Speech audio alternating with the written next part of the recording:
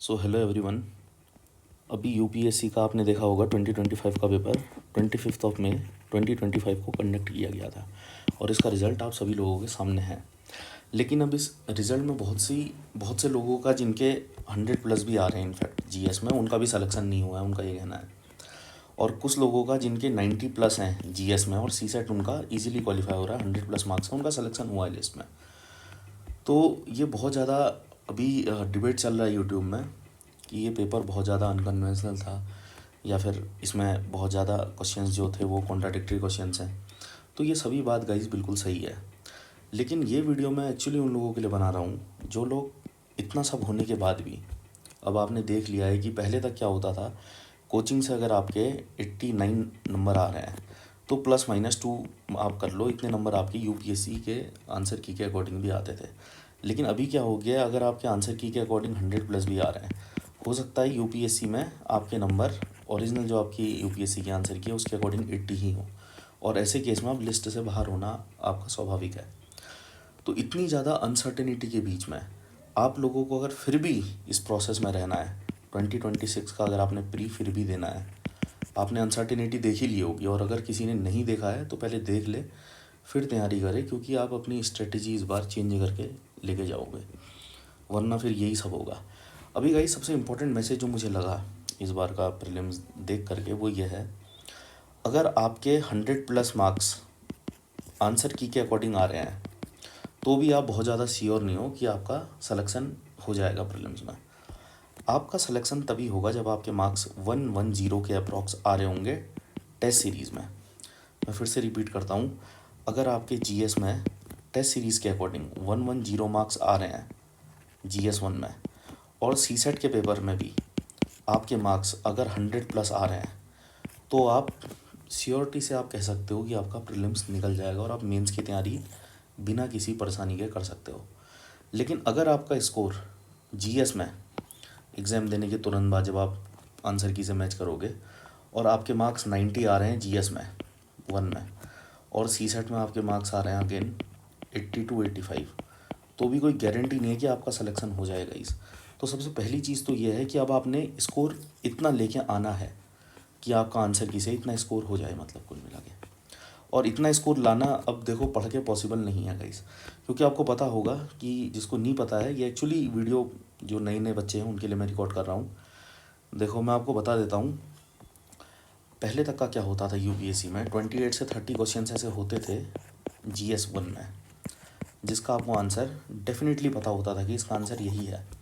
मतलब अगर आपने सही से करंट अफेयर पढ़े हैं और आपने अगर सही से अगर अपने स्टैटिक सब्जेक्ट्स पढ़े हुए हैं और यूपीएससी के कुछ बहुत पीवाईक्यू भी देखे हैं, तो आपको पता चल जाता था कि ये 30 क्वेश्चन पता चल जाता। लेकिन इस बार इन 30 क्वेश्चनों में से ही लगभग ऐसे 5 से 6 क्वेश्चन होंगे अगेन, जिनमें आपको 2 स्टेटमेंट तो पता है, लेकिन अगले स्टेटमेंट में आपको प्रॉब्लम है, उस बिल्कुल क्लियर नहीं है आपको कि ये होगा या नहीं होगा। तो गाइस ये इस बार का चैलेंज था इस पेपर में। और दूसरी चीज़, इस बार यूपीएससी ने बहुत से ऐसे क्वेश्चन इंट्रोड्यूस किए हैं, जैसे स्टेटमेंट बेस्ड क्वेश्चन जो ये होते हैं, इसमें इस बार इन्होंने 3 स्टेटमेंट बेस्ड क्वेश्चन आप लोगों के सामने दिए हैं। तो एक दूसरा मैसेज आप लोगों के लिए ये है, देखो स्टेटमेंट 1, स्टेटमेंट 2, स्टेटमेंट 3। अब देखो गाइस, यूपीएससी ने 2023 के पेपर में पेयर चेंज करे थे, उन्होंने पेयर मतलब उन्होंने ओनली 1, ओनली 2, ओनली 3 और ऑल। तो आपने 2022 के पेपर में एक्चुअली इन्होंने ये मतलब इंट्रोड्यूस किया था, ऐसे 3 से 4 क्वेश्चन आपको 2022 में उन्होंने दिखा दिए थे कि हम ये पूछने वाले हैं, और 2023 में एग्जैक्टली यही सब क्वेश्चन इसी तरीके के पूछे गए थे यूपीएससी के प्री में। मतलब देखो आप 2022 में इन्होंने पूछा ओनली 1, ओनली 2, ओनली 3, ओनली 4, इन्होंने नए ऑप्शंस उस समय इंट्रोड्यूस करे, और उसके बाद 2023 के पूरे पेपर में ये ओनली 1, ओनली 2 से भरा हुआ था पेपर। अब आप लोगों के लिए अगला लेसन ये है कि स्टेटमेंट 1, स्टेटमेंट 2, स्टेटमेंट 3 ऐसे क्वेश्चन अगले साल बहुत ज़्यादा मात्रा में आएंगे। ऐसी बहुत ज़्यादा पॉसिबिलिटी है कि ऐसे क्वेश्चन 50+ इसी थीम पे क्वेश्चन चले जाएँ, 50+, 60+, कुछ कह नहीं सकते हैं। देखो अगर वाजीराम वाले भी बोलें कि ये 60+ चले जाएंगे, हो सकता है उतने भी ना जाए।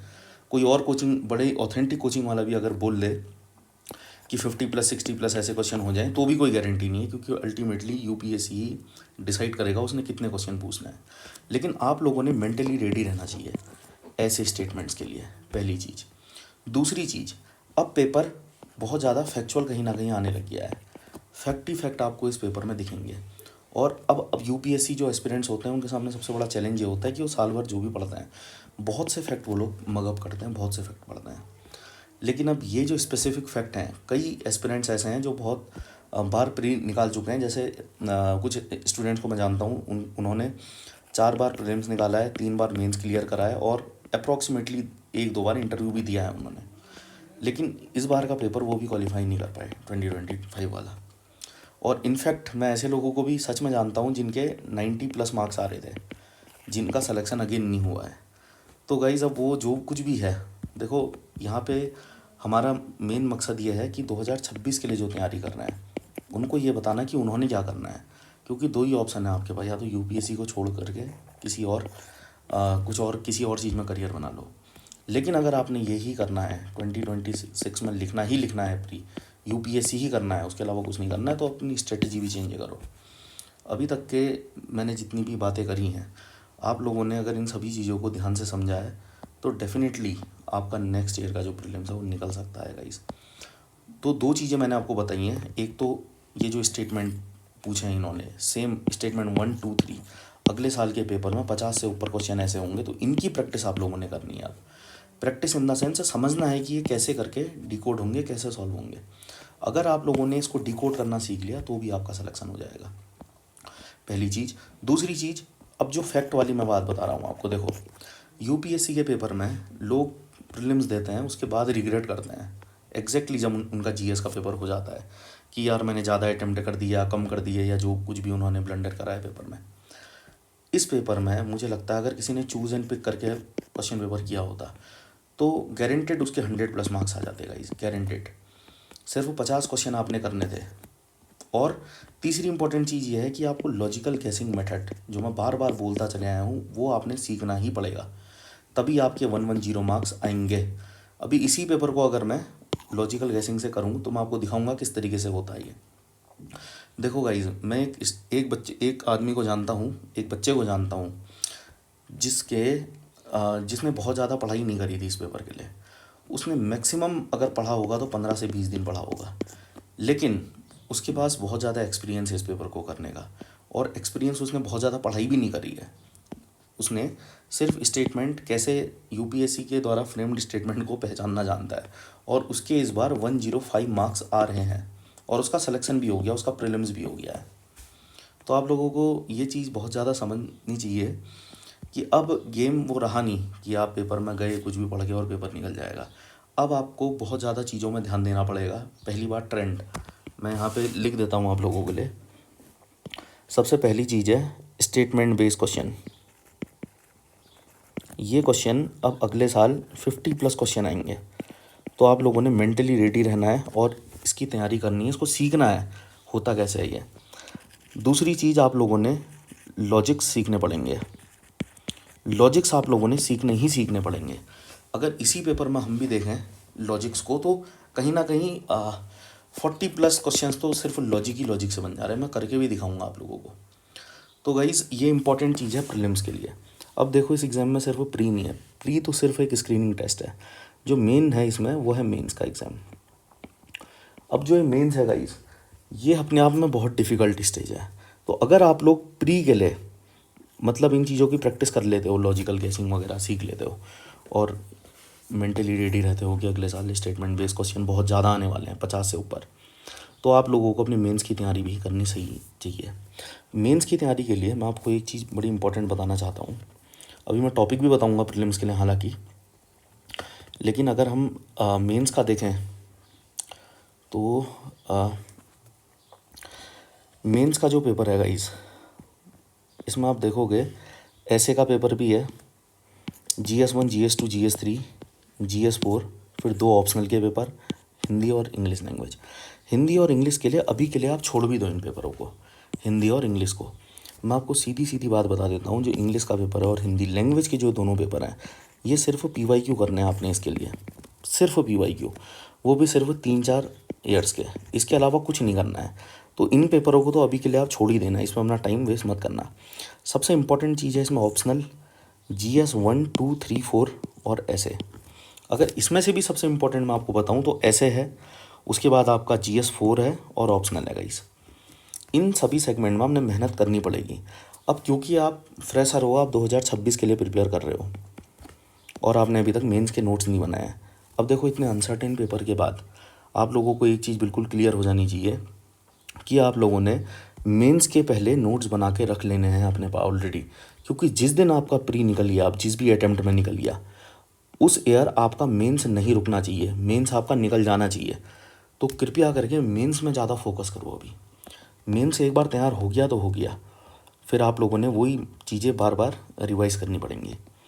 अभी अगर मेंस की भी आप देखोगे गाइस, तो इसमें भी देखो, अब इसमें बहुत ज़्यादा स्पेसिफिक कुछ लिखा नहीं है, पूरा टॉपिक ही डाल दिया आर्ट एंड कल्चर। यहाँ पे भी पूरा मॉडर्न इंडियन हिस्ट्री पूछ लिया है। फिलहाल के लिए आप ऐसे टॉपिकों को तैयार करो धीरे धीरे, ताकि आप फ्लो में आ जाओ। सबसे पहले जैसे आप इसमें सोसाइटी का बहुत ज़्यादा रोल है GS 1 के पेपर में, तो effect of globalisation on Indian society, सबसे पहले आप इसके नोट्स तैयार करो गाइस। ग्लोबलाइजेशन के नोट्स तैयार करो सबसे पहले। इसके डायमेंशन वही कवर करो, PYQ की मैपिंग करो। PYQ में जितने डायमेंशन आए हैं कि इस पे क्या इफेक्ट हो रहा है, वुमेन पे क्या हो रहा है, एल्डर पे क्या हो रहा है, जो कुछ भी डायमेंशन पूछे गए हैं 5-6 डायमेंशन, उन्हीं डायमेंशनों को आप तैयार करो। उसके अपने लिए फैक्ट वैक्ट डाटा केस स्टडी सब कुछ निकाल के रख लो गाइस, क्योंकि आपको नहीं पता जो आप पढ़ रहे हो वो कहाँ पे आप अप्लाई कर दो पूरे पेपर में। तो आपने, ऐसा नहीं है कि आपको ग्लोबलाइजेशन कोई एग्जैक्ट क्वेश्चन बता देगा अगले साल क्या आएगा, ऐसा कभी नहीं होगा। बस आपके पास इतना कंटेंट होना चाहिए कि वहाँ कोई भी क्वेश्चन आ जाए, आपके पास कुछ फैक्ट होना चाहिए, कुछ डाटा फैक्ट होना चाहिए आपके पास। मैं तो इंट्रो और कंक्लूजन की बात भी नहीं कर रहा हूँ, आपके पास कुछ केस स्टडीज़ होनी चाहिए और आपके पास कुछ डायग्राम्स होने चाहिए हर एक टॉपिक के लिए। ये 3 चीज़ें होनी चाहिए। फिर आप अगर आंसर बना बना के भी लिखोगे तो फैक्ट डाटा केस स्टडी और डायग्राम्स आपके पास होंगे ऑलरेडी, तो वो ईजिली आप फिट कर सकते हो।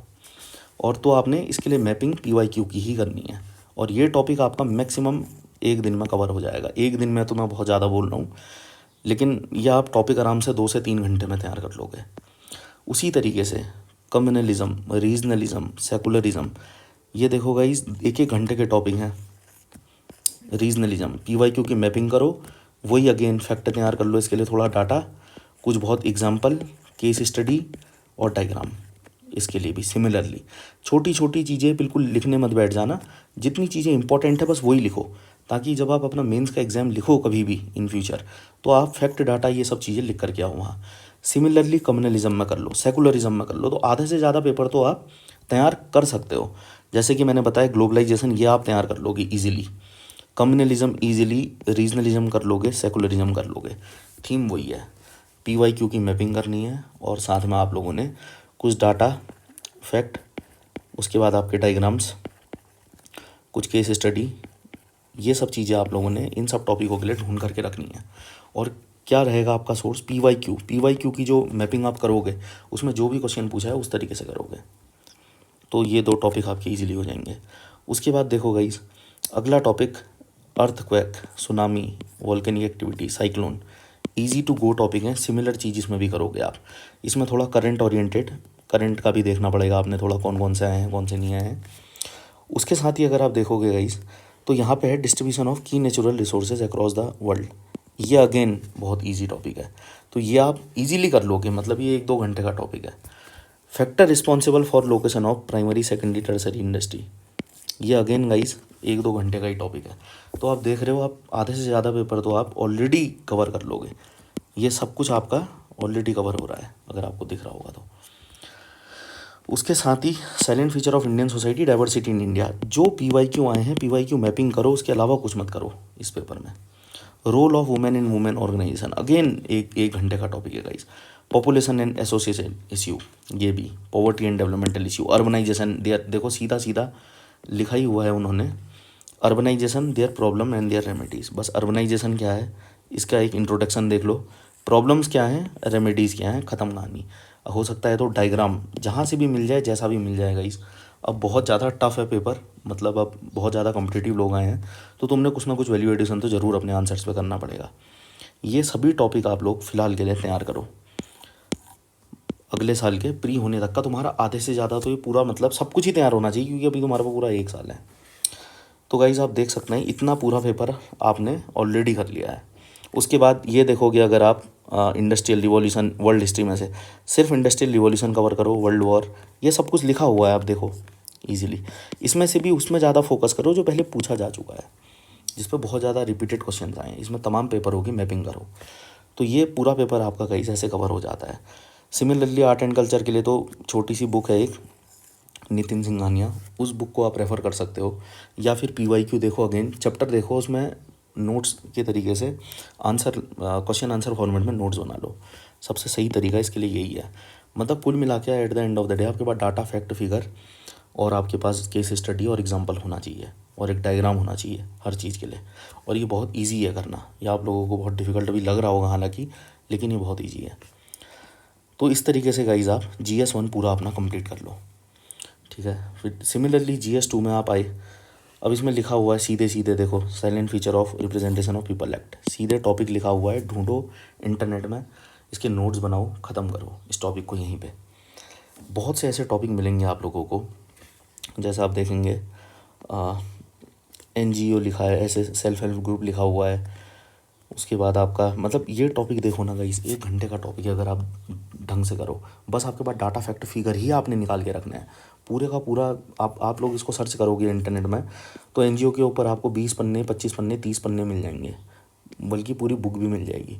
आपने इतना कुछ नहीं करना है। PYQ मैपिंग करी और NGO के बारे में बेसिक 5-6 फैक्ट आपने रटे, लिखे, डायग्राम कोई दिख रहा है लिखा, केस स्टडी देखी है लिखी, उसके बाद एग्जाम्पल लिखा, 5-6 एग्जाम्पल लिख लिए, बस ख़त्म।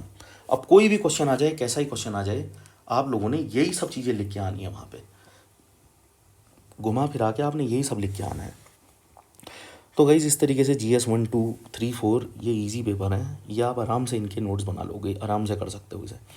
उसके बाद रही बात आपके ऑप्शनल की, तो देखो अगले साल जो 2026 का प्री लिखने वाले हैं, आप लोग याद रखना, आपका पेपर निकले ना निकले कोई गारंटी तो है नहीं, मगर GS1, 2, 3, 4 ये 4 पेपर तो आप लोगों के अभी हो जाएंगे 2-3 महीने में, ये सब कुछ कवर हो जाएगा। GS1, 2, 3, 4 इनफैक्ट 2 महीने में हो जाएंगे। उसके बाद आपका ऑप्शनल में हमने ज़्यादा मेहनत करनी है। जो भी आपका ऑप्शनल हो उसको तो सही से करो, उसको सही से करो, उसके एक ही बार नोट्स बनाना और अच्छे नोट्स बनाना, किसी अच्छे टीचर या किसी अच्छी कोचिंग से पढ़ लेना अपने ऑप्शनल को।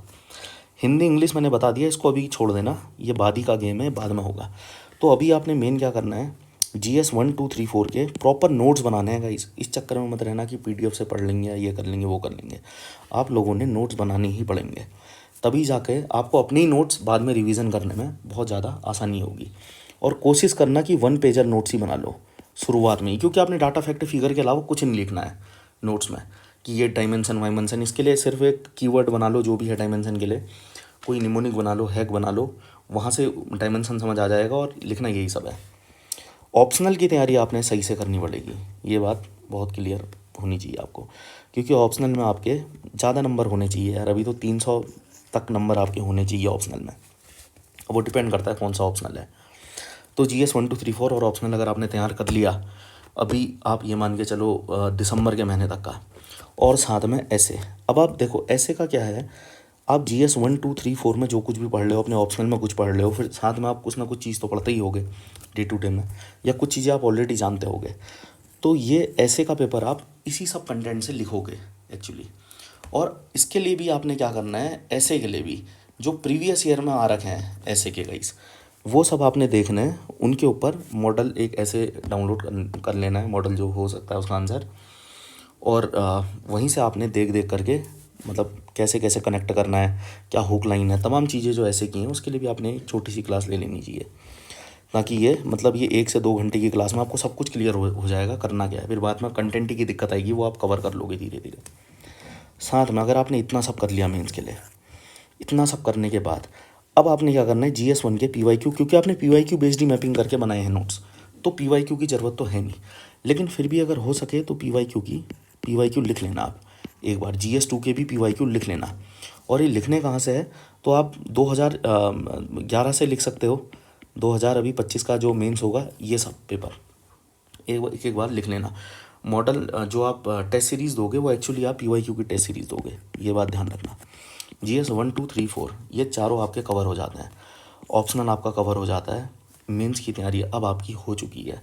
उसके बाद आपने बस PYQ के आंसर लिखना है, आंसर लिखना है, आंसर लिखना है, दैट्स इट गाइस। उसके बाद जो इधर उधर जो PCS के पेपर हो रहे हैं वहाँ में जो मेंस अगर हो रहा है उस ईयर कोई भी मेंस है उसका पेपर आउट हो गया है, तो उस मेंस के जो पेपरों में से जो जो क्वेश्चन उन्होंने पूछे हैं, जो जो थीम है, उस थीम को उठा करके एक बार रिवीजन कर लेना, उनके ही आंसर भी लिख लेना, कोई इश्यू नहीं है गाइस। यहाँ तक करने में आपका मतलब मेंस की तैयारी हो चुकी है एक्चुअली अब प्रीलिम से पहले। दिसंबर के महीने तक आपने ये सब कुछ कवर करा। उसके बाद अब जनवरी, फरवरी, मार्च, अप्रैल और मई, ये जो 4-5 महीने हैं आपके पास, इसमें अब आपने प्रीलिम्स स्पेसिफिक जो मैं चीज़ें बता रहा हूँ आपको, जो मैंने बताया इससे पहले, वो आपने करना है। तो पहले आप अभी मेंस की तैयारी करो, अपना मेंस की सही से तैयारी कर लो गाइस। उसके बाद आपने सबसे इम्पोर्टेंट चीज़ जो सीखनी है वो है लॉजिकल गेसिंग मेथड। लॉजिकल गेसिंग मेथड तो आपने सीखना ही पड़ेगा गाइस। अगर आपने ये नहीं सीखा तो फिर कुछ नहीं हो पाएगा।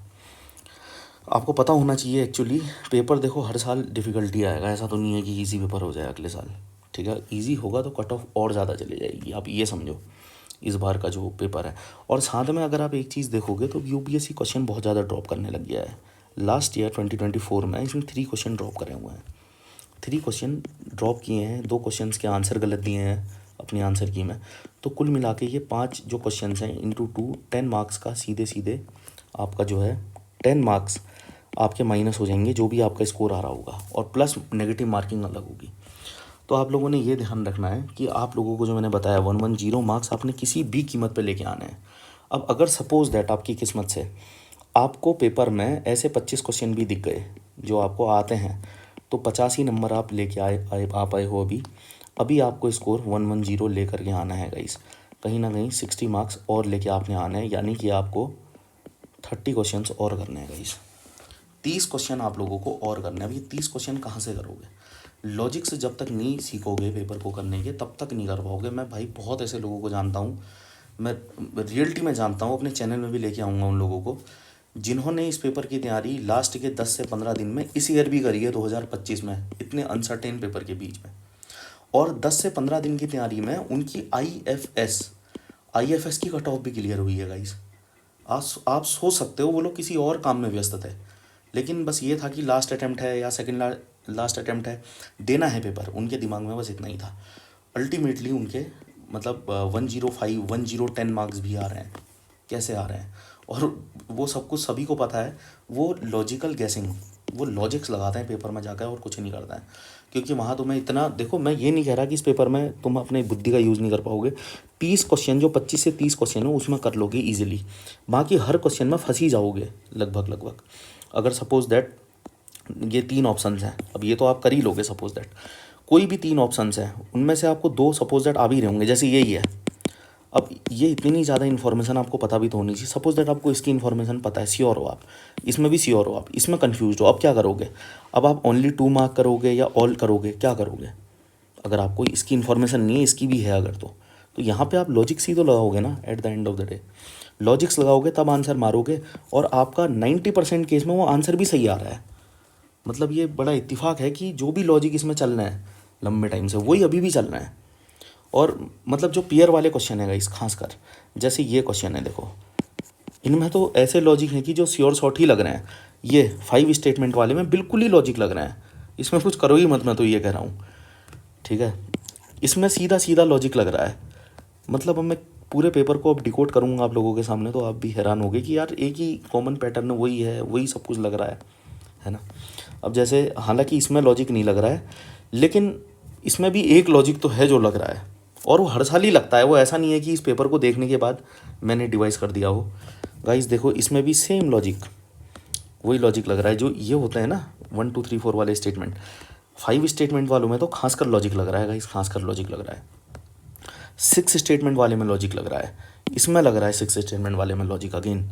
मतलब अगर आप सिर्फ ये 5 स्टेटमेंट वाले, 6 स्टेटमेंट वाले, 4 स्टेटमेंट वाले भी करके आते हो ना, नेट की अगर मैं बात करूँ तो नेट आपको ये जो है ये मैंने जो करके देखा है वो अप्रोक्सीमेटली 30 मार्क्स आपको नेट, या फिर 28 मार्क्स काट पीट के आपको नेट मिल जा रहे हैं। 28 मार्क्स, एक तरीके से फ्री ऑफ कॉस्ट ही है।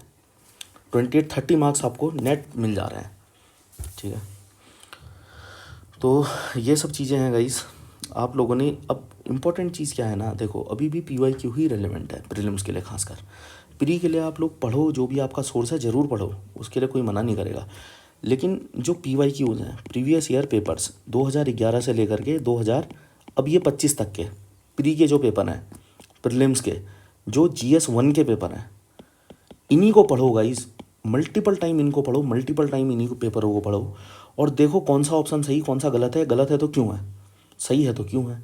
आप at the end of the day आपको एक ट्रेंड समझ में आ जाएगा, लेकिन आपने बहुत ही रिगरस प्रैक्टिस करनी पड़ेगी, तब आप श्योर हो पाओगे। क्योंकि यार सीधी सी बात है, हम लोग सबसे पहले अपनी नॉलेज को ही रखते हैं, उसके बाद ही हम कोई भी लॉजिक लगाते हैं। लेकिन अब हमें पता है कि भैया इस पेपर में अब लॉजिक लगाने का टाइम ज़्यादा आ चुका है। अब लॉजिकल पेपर मतलब लॉजिक्स लगा लगा के ही आप ज़्यादा नंबर अपने ला पाओगे, और जो कि रियलिटी भी है।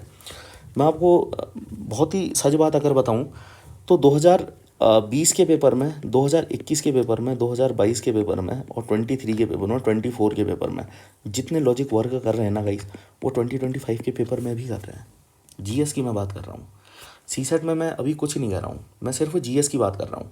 GS में हो रहा है, और अभी भी अगर आप यही सब करोगे, लॉजिक सीख लोगे, और गाइस ये स्टेटमेंट वाले इनको करना सीख जाओगे ना, अगले साल आपका प्रीलिम्स ईजिली निकल जाएगा गाइस। प्री की लिस्ट में आपका नाम आ जाएगा। बस आपने इन्हीं चीज़ों पे फोकस करना है मगर, और एग्ज़ाम के दिन कोई ब्लंडर नहीं करना है। क्योंकि कई केस में क्या होता है, लोग एग्ज़ाम के दिन भी ब्लंडर कर देते हैं, और उस केस में सब कुछ सीखा हुआ ज्ञान ख़त्म।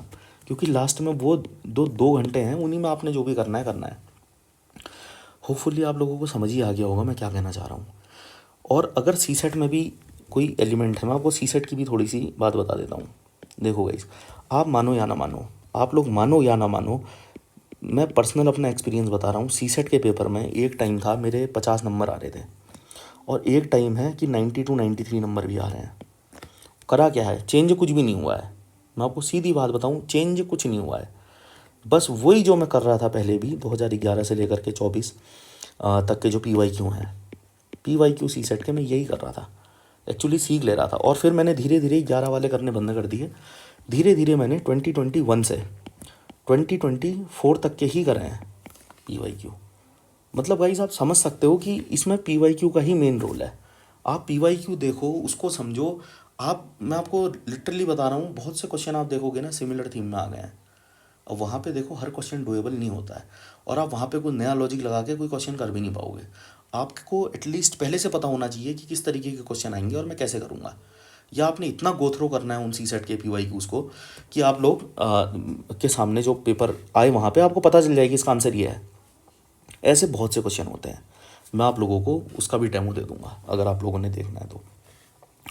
गाइस यही सब था इस पेपर के बारे में और इस तैयारी के बारे में। अभी देखो UPSC के ऊपर बहुत से क्वेश्चन उठ रहे हैं, पूरा यूट्यूब में बाढ़ आ गई है एक तरीके से अगर देखा जाए तो। क्योंकि ये बात सच भी है यार, अब वो लोग क्वेश्चन ड्रॉप कर रहे हैं। अब आप खुद ही सोचो, अगर किसी स्टूडेंट के इस बार कोई दावा कर रहा है कि उसके 100 आ रहे थे GS के पेपर में, और दावा कर रहा है कि 90 CSET में आ रहे थे, तो यार कुछ गारंटी नहीं ना, हो सकता है UPSC ने 10 क्वेश्चन के आंसर अलग दे दिए हों, तो 10 × 2 20 तो उसके यही घट गए, 20 नंबर ये घट के उसके 80 तो ये आ गए। फिर इन 10 क्वेश्चनों की जो नेगेटिव मार्किंग है वो अलग जोड़ लो, अब कहाँ सिलेक्शन होगा इसका। उसी तरीके से जिसके CSET में 90 आ रहे हैं, हो सकता है कॉम्प्रहेंजन के पैसेजेस UPSC के अकॉर्डिंग कुछ और हों, कोचिंग के अकॉर्डिंग कुछ और हों। अगर ऐसे 5 6 10 क्वेश्चन में फ़र्क आ गया तो भी भारी होना है लिस्ट से ना आप लोगों ने। तो ये चीज़ समझो कि अब आप लोगों ने वही क्वेश्चन करना है जो श्योर शॉर्ट है, समझ रहे हो। अब आप लोगों ने फालतू के क्वेश्चन करने ही नहीं है। मतलब गाइस प्रीलिम्स का पेपर देने के बाद जब आप बाहर आओगे, आपको ऐसा लगेगा कि मैं दोबारा एक बार, काश मुझे मौका मिल जाता GS लिखने का, दोबारा एक बार मौका मिल जाता, या CSET लिखने का। क्योंकि अगर मौका नहीं मिलता है तो आपने अगेन 1 साल की उसी साइकिल में फंसना है। 1 साल बाद ही दोबारा आप फ्री दोगे, और तब तक सब भूल जाओगे, तब एक नई एनर्जी के साथ जाओगे। दोबारा यही होगा इंसान के साथ। मतलब आप लोगों को ये चीज़ सीखनी भी बहुत ज़रूरी है। तो यही सब है कि वहाँ पे जाओ तो क्वेश्चन को सबसे पहले सेलेक्ट करो, कौन से क्वेश्चन करने हैं कौन से छोड़ने हैं ये क्लियर करो। क्योंकि उस समय दिमाग अपना आपा खो देता है, ये मुझे भी बहुत लोगों ने बताया भी है। और मैं आप लोगों को, क्योंकि मुझे इतने साल का एक्सपीरियंस है इस पेपर में, ऑलमोस्ट मुझे इस पेपर में अब 5 से 6 साल का एक्सपीरियंस हो चुका है गाइस। तो मुझे पता है एग्ज़ाम के टाइम में क्या होता है, कैसी एनजाइटी होती है, कैसे आदमी अपना आता हुआ क्वेश्चन भी गलत कर देता है। लेकिन आप लोगों ने इनमें से कोई भी गलती रिपीट नहीं करनी है। आप लोगों ने वही करना है जो सीधे सिलेक्शन का पाथ है, उस पर आप लोगों ने चलना है।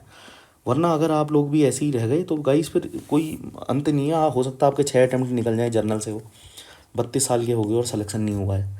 या फिर इनफैक्ट मैं तो ये तक कह सकता हूँ आपका प्री ना निकले 6 अटैम्प्ट में, या हो सकता है आपका मेन से ना निकले 6 अटैम्प्ट में, कुछ भी हो सकता है।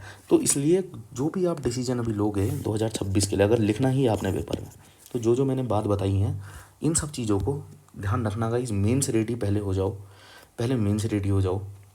उसके बाद पहले इक्विप कर लो अपने आप को कंटेंट से, ठीक है। मेन से रेडी हो गए, उसके बाद आपने प्रीलिम्स का जो GS 1 का पेपर है, ये आपने रिगरसली 2011 से लेकर के 25 तक के करने हैं, समझ के करने हैं। CSET का अगेन आपने यही करना है। इसके अलावा मतलब मैं तो कुछ नहीं ना बता सकता हूँ आप लोग को, ना कोई है तरीका। फिर जो बेसिक सोर्सेज हैं उसके ऊपर तो दुनिया को पता ही है क्या है क्या नहीं है। लेकिन मेनली जो चीज़ है जहाँ से नंबर आ रहे हैं उस चीज़ को सीखो भाई। पहले वो चीज़ सीखो जहाँ से नंबर आ रहे हैं। सब कुछ कोई नहीं पढ़ता है। टॉपर से भी सुनोगे तो वो लोग भी कहते हैं हमारे मेंस में कुछ क्वेश्चन छूटे थे भी बोलते हैं वो लोग, ठीक है। तो एक चीज़ तो ये हट गई कि भैया लिखने से सिलेक्शन हो जाता है, लिखने से भी सिलेक्शन नहीं है। जो छोड़ के आ रहा है उसका भी हो रहा है, जो पूरा लिख के आ रहा है उसका भी हो रहा है। डिपेंड करता है लिखा क्या है, और कितने मार्क्स उसे क्वेश्चन पे मिले हैं, आंसर पे मिले हैं, जो भी क्वेश्चन पूछा है। तो गाइज़ यही सब था यार। इन चीज़ों को ध्यान रखना, जो भी 2026 की तैयारी कर रहे हो प्लीज़ इन चीज़ों को ध्यान रखना। क्योंकि भाई देखो, पेपर तो आप दे दोगे, रिज़ल्ट भी आ जाएगा, पेपर नहीं अगर नहीं हुआ ना सिलेक्शन, तो भाई बहुत सी चीज़ों से सफ़र करोगे। एंजाइटी से सफ़र करोगे, डिप्रेशन से सफ़र करोगे, किसी को मुंह नहीं दिखा पाओगे, जो नेचुरली होता ही है, ठीक है। एक अटैम्प्ट 2 3 4 5 6 सब निकल गए, फिर क्या करोगे? तो कम से कम वो करो ना जहाँ से सिलेक्शन हो रहा है। खाली इधर उधर भाई देखो, कोचिंग वाले भी जो कुछ बता रहे हैं ना, वो भी कोई पत्थर की लकीर नहीं है कि वो बता रहे हैं तो बाजीराव ने बता दिया, किसी और ने बता दिया तो सही बता दिया, ऐसा भी नहीं है गाइस। तो कृपया करके ये सब चीज़ें आप लोग करें और कहीं ना कहीं आपका सिलेक्शन हो जाएगा। एक इंपॉर्टेंट चीज़ मैं आप लोगों को बताना चाह रहा हूँ गाइस, अब इस चीज़ को बड़े ध्यान से सुनना। क्योंकि देखो यार, अब इसमें हालांकि कितना ही बवाल हो, कितना ही हंगामा हो जाए इस पेपर को चाहे कैंसिल करने में, चाहे इसकी आंसर सीट है जो भी है गाइज़, वो चीज़ें तो चलेंगी ही और मैं भी एक्टिवली पार्टिसिपेट कर रहा हूँ उन सब चीज़ों के लिए। लेकिन मैं सबसे इम्पोर्टेंट चीज़ मैं आपको जो बताना चाह रहा हूँ वो ये है कि भाई अब टाइम वेस्ट मत करो, अपना टाइम बिल्कुल वेस्ट मत करो। अब आराम से 2-3 दिन आप लोगों ने अपना जो भी है देख लिया होगा माहौल, और अब आप लोग अपना एक तरफ प्री दिमाग में रखो, एक तरफ मेंस अपने दिमाग में रखो। भाई देखो, 2 चीज़ें दिमाग में रखो। सबसे पहले मेंस के नोट्स बनाना शुरू करो भाई, धीरे धीरे, ठीक है। मैंने जिस तरीके से बताया, किसी भी नोट्स में दिक्कत आती है मैं हूँ आप लोगों के साथ, कोई इश्यू नहीं है। प्रीलिम्स में भी गाइस सिमिलर चीज़ आप लोगों ने करनी है। इसमें भी आप लोगों ने लॉजिकल कैसिंग मेथड तो सीख ही लो भाई, सीख ही लो। 100+ नंबर नहीं आए तो सोचना, तो कहना भाई, ठीक है। सभी लोग इतने समय से चिल्ला रहे हैं और बातें रियलिटी हैं भाई, बंदे निकाल रहे हैं निकालने वाले, है ना। अंत में पेपर जैसा भी हो, यूपीएससी को तो 14,000 कुछ लोग मिल ही गए ना, बस बात खत्म। जो वो लोग तो ले ही आए उतने नंबर, चाहे कट ऑफ 105 भी गई है, वो लोग ले आए ना उतने नंबर। तो ये चीज़ है गाइस, आप लोगों ने भी अब ज़्यादा नंबर लाने में फोकस करना है तो लॉजिकल गैसिंग मेथड ये सीखो। CSET का करो भाई, CSET बहुत इंपॉर्टेंट है भाई, बहुत इंपॉर्टेंट है। CSET के PYQ करो, लॉजिकल गैसिंग मेथड पूरा सीखो। 2 चीज़ें प्री के लिए अभी से करके बैठो, ये अभी से करके बैठो, ताकि ये तुम्हारे दिमाग में फिट हो जाए पूरी अच्छी तरीके से, तुम्हें दिक्कत ना आए। उसके बाद मेंस रेडी रहो गाइस। अगर आप लोग मेरे साथ ये सब चीज़ें करना चाहते हो, मेरे साथ अगर आप लोगों ने करना है, तो मैं अपना आपको अपनी टीम का एक नंबर दे रहा हूँ, 8535088886। आप लोग मुझसे कांटेक्ट भी कर सकते हो इन चीज़ों में। अगर कोई दिक्कत आ रही है आप लोगों को, न्यू कमर हो या फिर दे रहे हो एग्ज़ाम नहीं निकल रहा है, तो मेरे को आप कांटेक्ट कर सकते हो। मैं आपकी इसमें बहुत ज़्यादा हेल्प कर सकता हूँ इसके प्रीलिम्स में और मेंस में, ठीक है। तो यहीं तक था यार ये, और प्लीज़ अपने आप को मेंटली रेडी रखना अगले साल के पेपर के लिए और मेहनत करना गाइस, ठीक है। Thank you lot.